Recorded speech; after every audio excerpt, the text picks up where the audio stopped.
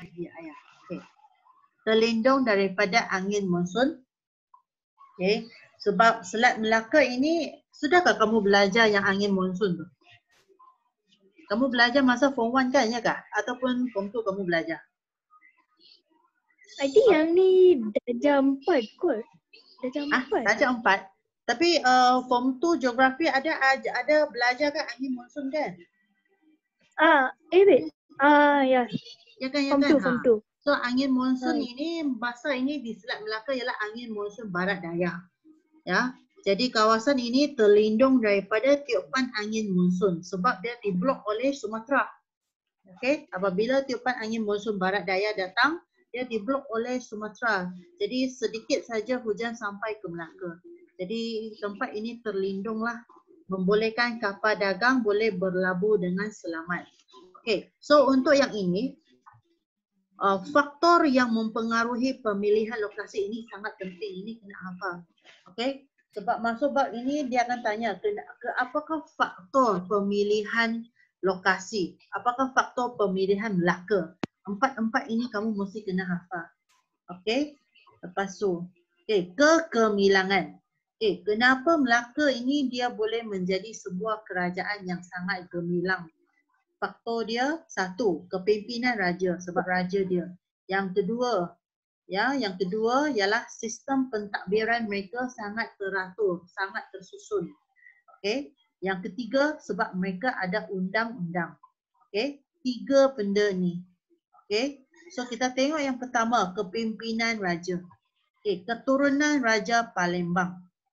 Ya, mengikut buku teks, mengikut satu buku iaitu Sulalatus Salatin, pemerintah Melaka ini berasal daripada keturunan Raja Palembang yang dikatakan bersusur galuh daripada Iskandar Zulkarnain.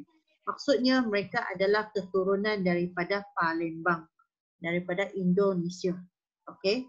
Susur galuh tersebut meningkatkan taraf kedudukan Sultan Melaka dalam kalangan kerajaan lain di alam Melayu. Okey, so yang pertama ialah keturunan. Okey. Yang kedua, peranan yang unggul. Raja ini ialah menjadi simbol perpaduan. Ketua Angkatan Tentera, Ketua Agama Islam, mengetuai hubungan diplomatik, menyelaraskan kegiatan ekonomi dan menegakkan keadilan. So ini adalah peranan seorang raja. Okey, semuanya dialah. Okey. Kemudian daulat dan alat kebesaran. Kepimpinan raja dikaitkan dengan konsep daulat dan terhaga. Adat istiadat istana dan alat kebesaran diraja yang menjadikan kedudukan raja tinggi dan istimewa. Daulat, apa itu daulat? Daulat ialah kuasa dan kewibawaan raja sebagai pemimpin. Okey. Rakyat mengakui kedaulatan raja dengan memberikan taat setia kepada raja dan tidak menterharga kepada raja. Okey, so itu kedaulatan raja. Alat kebesaran yang digunakan ya semasa pertabalan, perkahwinan, pemangkatan, semua adalah yang berbeza-beza lah. Okey, antaranya ialah cap mohor. Cap mohor ini mesti ada. Cap mohor ialah untuk sesebuah kerajaan yang mesti ada satu cap mohor yang digunakan oleh raja. Okey, ada nobat. Dan lihat banyak cap macam ni. Apa tu? Dalam museum, tempat yang saya tengok projektor tu kan, saya ada lihat ada nampaklah cap. Jenis. Dia punya cap segi 4 ke? Saya nampak bulat je tapi segi 4 satu kot. Adalah, dia ada macam-macam punya, ada segi 4 bulat pun ada. Tapi kebanyakan saya nampak bulat je. Bulat dah. Okeylah. Ya. Okey, cap mohor, lepas tu nobat, kris, lembing, mahkota. Okey, so ini ialah alat kebesaran. Daulat itu mestilah, daulat itu ialah kuasa dan kewibawaan. Alat kebesaran tu apa yang mereka guna? ya semasa pertabalan raja, perkahwinan raja ataupun kemangkatan raja. Okay, yang biasa kita nampak ialah benda-benda ni. Okay, right. Kenapa dia raja? Kewibawaan. Kewibawaan, raja memiliki ciri kepimpinan, ya, seperti adil, berwibawa, mengambil berat terhadap kebajikan rakyat. Raja memerintah berdasarkan bidang kuasa yang ditetapkan mengikut hukum kanun Melaka. Sultan Muzaffar Shah dan Sultan Mansur Shah merupakan pemerintah yang mengutamakan keamanan dan kebajikan rakyat. So dua orang ni kena ingat, dia tukar-tukar sultan. Kalau sultan ini sudah mati, tukar macam tu. Dari tahun 1400. So dia sudah tukar banyak sultan. Okay, Sultan Alauddin Riayat Shah menyiasat kedudukan dengan teliti dan bekerjasama dengan pembesarnya. So ini kita nampak kewibawaan seorang raja. Dia punya power macam mana. Okey. Kemudian itu ialah raja, tentang kepimpinan. Kemudian dia punya pentadbiran macam mana. Okay. So di Melaka mereka ada buat sistem pembesar 4 lipatan. Ya. Sultan dibantu oleh pembesar berempat, lepas tu pembesar berlapan, pembesar 16 dan 32. Ya, 4 ya, dia berkanda-kanda. 4, 8, 16, 32. Tapi dia punya 4 pembesar yang paling atas tu yang paling power. Ya, okey. Pembesar merupakan pentadbir kerajaan bagi peringkat pusat, jajahan, daerah, mukim dan kampung. Itulah dia ada banyak pembesar. Sebab dia nak bahagi kepada pusat dia ada 4, jajahan dia ada berapa. Daerah, mukim, kampung dia kasih pecah macam tu. Ya, jadi dia punya sistem pemerintahannya sangat sistematik. Bukan dia seorang buat kerja, tapi dia dibantu oleh banyak pembesar. Okey, kemudian tugas pembesar ini ialah menjaga keamanan kawasan, mengutip cukai dan juga hasil lain melalui sistem serah dan membekalkan tenaga tentera dan tenaga buruh. Kawasan yang dikurniakan kepada pembesar berempat dikenali sebagai kawasan pegangan. Yang pembesar yang 4 paling tinggi itu mereka ada kawasan pegangannya sendiri. Okay, kawasan yang dikurniakan kepada pembesar jajahan dan daerah kita panggil kawasan pemakanan. Okey, jajahan ada, daerah ada pembesarnya, tapi kalau kampung, mukim dan kampung itu kecil. Ya, mungkin ada penghulu di sini. Okey, di sini tak ada pembesar, ada penghulu macam itulah. Okey, so ini sistem pentadbirannya. Mereka membuat sistem pembesar 4 lipatan. Okey, lepas tu perundangan. Okay, undang-undang yang telah dibuat, 1, Hukum Kanun Melaka. Yang kedua, Undang-Undang Laut Melaka. Laut Melaka yang digunakan untuk urusan di laut, pelabuhan macam tu saja. Undang-Undang Adat, ini berkaitan dengan adat istiadat. Okay, kita tengok Hukum Kanun Melaka. Ditulis oleh Sultan Muzaffar Shah dan disusun semula oleh Sultan Mahmud Shah. Dalamnya ada 44 pasal. 44 pasal ialah 44 perkara lah yang berkaitan dengan hak keistimewaan, tanggungjawab raja dan juga pembesar. Okay. Hukum Islam berkaitan dengan jenayah, urusan jual beli dan kekeluargaan. Mengatasi jenayah, mewujudkan keamanan dan menjamin keselamatan rakyat.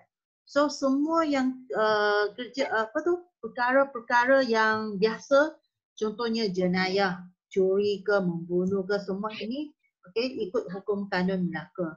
Urusan jual beli, kekeluargaan, kahwin ke, cerai ke, ikut hukum kanun Melaka. So semua ini boleh menjamin keselamatan keamanan rakyat. Tapi kalau Undang-Undang Laut Melaka ini, dia ditulis oleh Sultan Mahmud Shah. Tujuannya ialah menentukan peraturan pelayaran dan juga perdagangan. Dalamnya ada 25 pasal berkaitan dengan peraturan di laut, tertib berniaga dan tata cara berjual beli. So menyentuh juga tentang tanggungjawab nakoda, anak kapal, kiwi dan juga syah bandar. Okay, kiwi ini apa kiwi? Nakoda. Nakoda ialah dia punya itu kita panggil apa? Yang ketuanya kita panggil apa? Ketua kapal. Bukan Ha? burung ke? Ha? Kiwi Buah? yang burung ke? Kiwi ah. Kiwi bukan burung. Dia adalah satu apa? Satu nama untuk seorang pekerja di atas Buah. kapal. Oh, okey. Ya. Nakoda itu dia ialah dia punya ketua kapal. Anak kapal. Lepas tu kiwi dan juga syah bandar. Apa tu kiwi? Nanti kita tengok kiwi. Bukan kiwi buah itu ah. Okay, kiwi. Kiwi bird, kiwi fruit kategori bukan. Kiwi dalam Kita tekan kiwi Undang-Undang Laut Melaka. ke. Kiwi, tanggungjawab kiwi. Hukum kiwi. Ayo, mau tengok mana satu ah? Cikgu tengok images lah. Ha? Maybe Images? images ada. Nanti kita tengok dulu yang ni. Yo, apa benda ni? Apa tahu. Ni. Tiba-tiba dia orang tunjuk burung ataupun buah. Tu je. Nah, tengok banyak dia punya kertas. Images. Wow. Oh, tengok ada bukunya Undang-Undang Laut. Wow. Itu ialah satu peranan satu orang yang di atas kapal. Kita tengok hukum kanun Melaka. Saya rasa buku teks ada lah. Dia ada tulis dia punya kerja buat apa. Hukum kanun Melaka je. Tapi laut apa? Undang-Undang Laut Melaka tak ada. Ada. Hukum kiwi. Kajian tempatan. Hukum kanun Undang-Undang Laut Melaka. Mana kiwi. Super. 3 nakoda. Mana kiwi? Wow. Jap. Kiwi ni. Kiwi ialah peniaga. Ya ke? Oh. Ini ialah hukum kiwi. Oh, kiwi ialah peniaga.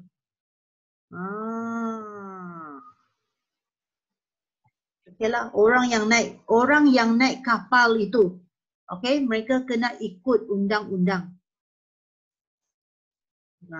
Yalah. Okey. So kiwi ini siapa yang ikut kapal tu, yang naik kapal itu mereka kena ikut peraturan yang dibuat tu. Okey. Lepas tu syah bandar. Syah bandar ini ialah orang yang menjaga, yang bertugas di pelabuhan. Yang in charge di pelabuhan. Itu ialah syah bandar. Okay. Melancarkan aktiviti perdagangan dan memberikan keyakinan kepada pedagang untuk datang berdagang. Okay. So ini yang ditulis dalam Undang-Undang Laut Melaka. Dia ada satu buku. Hukum kanun pun ada buku dia. Ya. So buku ini dia ada 44 fasa. Dia ada 44 perkara. So sini ada 25 perkara. Buku yang tebal. Okay. Dan last undang-undang adat. Okay. Undang-undang yang di Melaka dia adalah adat Temenggung. Adat Temenggung yang diasaskan oleh Datuk Ketemenggungan. Okay. Dalam adat ini dia berkaitan dengan sistem pemerintahan, pewarisan takhta, perkahwinan, pewarisan harta dan perundangan. Okay, ini ialah untuk orang-orang biasa ikut peraturan ni, undang-undang adat. Okay, mengamalkan sistem pemerintahan beraja, kuasa tertinggi di tangan sultan, takhta kerajaan diwarisi oleh anak lelaki yang sulung, lepas tu dia diwarisilah anak-anak. Okay, membolehkan sistem pewarisan takhta berlaku secara teratur. So ini adat Temenggung. Okay, undang-undang adat. Okay, so ini 3 perkara. Okey, faktor kegemilangan. Satu, kepimpinan raja. Dia ada banyak ni. Okey, kemudian sistem pentadbiran satu saja. Sistem perundangan dia ada 3 undang-undang. Okey, apa yang ada dalam undang tu kamu kena ingat. Okey, boleh ke? Okey tak? Okey. Okay, so kalau tak faham lagi nanti kamu tanya saya lah, kamu boleh WhatsApp saya ke apa ke, boleh tanya. Okay, ini kerja rumah. Cikgu nak bagi kerja rumah. Okay, tolong salin kerja rumah ni. Jelaskan faktor kegemilangan sultan dari segi A, kepimpinan raja. 6 markah. Okay, bagi fakta huraian, fakta huraian, fakta huraian. 6 markah untuk kepimpinan raja. Okay. Kemudian untuk sistem pemerintahan dan sistem perundangan 4 markah. Macam sikit sangat dah ini. 1, 2, 3, 4, 4. 1, 2, 3, 4, 8. 1, 2, 3. Ini saya mau tukar markah dia. Okay, 8 markah.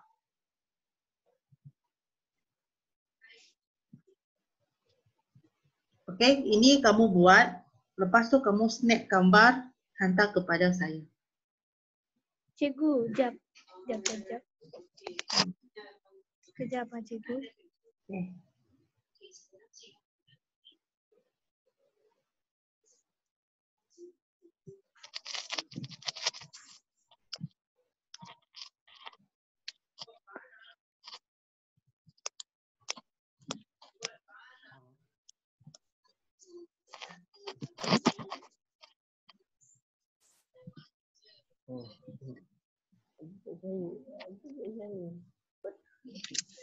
Cikgu, jap.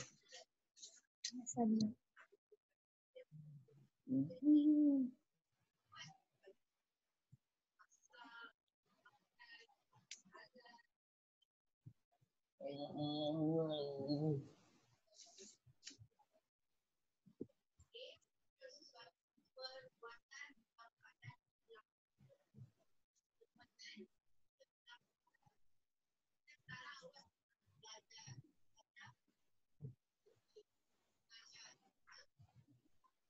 Sudah?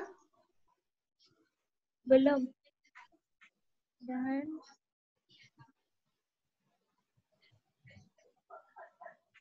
Saya snap gambar, lepas tu saya letak dalam grup.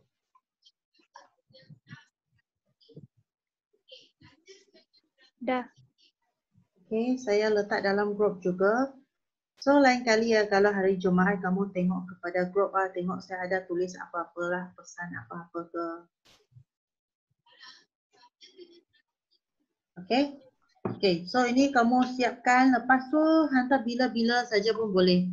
Hantar kepada saya, snap gambar hantar kepada saya. Okay? Alright? Okay. So, sejarah sampai ini saja. Kita sudah lebih masa. Saya nak record stop video. Okay, stop share. Okay, so sejarah kita sudah settle.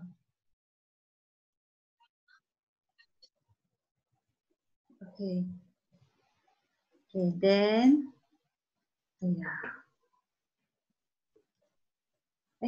apa jadi? Kenapa tak boleh buat kecil?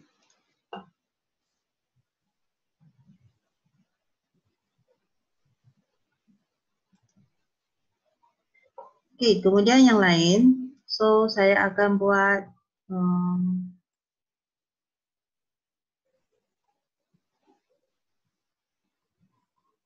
buat geografi ya, geografi ujian hari ini. Tolong keluarkan kertas dan pen. Kertas tu satu kertas A4 sebab mungkin kamu nak tulis depan belakang. Kenapa Syafi'i ada 2?